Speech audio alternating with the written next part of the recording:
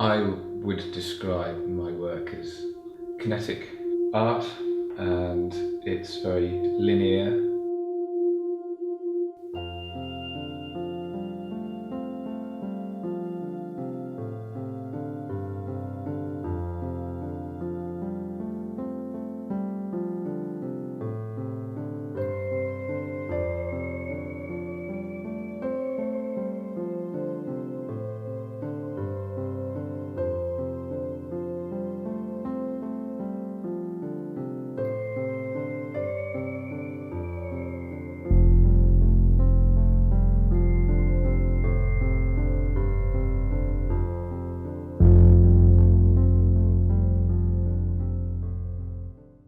I watched a film about 10 years ago now, and the film was called Fracture. It was a Hollywood film.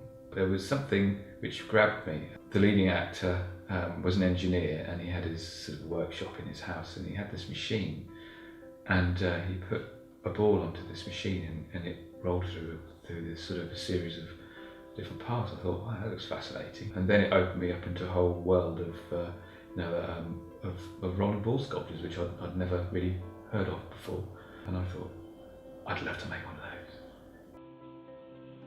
I'm not really conscious of communicating a message as such. I just want people to enjoy what they see, stop, look, reflect, and enjoy something as simple as gravity in such a visually interesting way.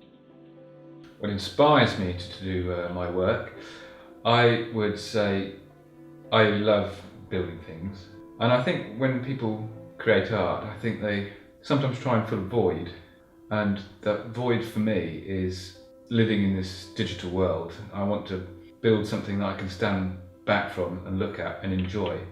And it moves as well, which I love. And it also inspires me that, people are captivated by it, when they stand and look at my work. And that is inspiration to build another one. As far as a concept goes, it might be a brief, something that's been specifically asked of me. If it's commission, then that part has been taken care of for me. But if I have sort of free reign, then there's quite often the science is, of course, very inspirational. I don't think that there's enough marriage between sort of art and science in the world. They always seem to be very separate, which is a shame because they needn't be. Emotionally speaking, I don't know, I zone out quite a lot and just get really absorbed, which is nice. It's my own little whimsical world of trying to work out and imagine how the balls are going to behave with certain bits of track, and it's absorbing. Do I have a favourite piece? I would say probably the Kinetic lungs that I built. It was quite large in scale, and it was a very intensive build. It took sort of 6 months of morning, noon and night, and I was very proud of it.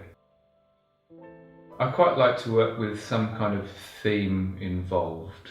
Not always, but sometimes, and so that will quite often dictate how I start. I have a notebook which I do lots of scribbles, but I can never really design a piece in intricate detail, just the concept or a very rough visual idea. Then I start to build a frame, and then I start to construct a lifting mechanism which will take the balls from the bottom up to the top. Then I start sort of adding more strengthening support, so I've got something to weld to.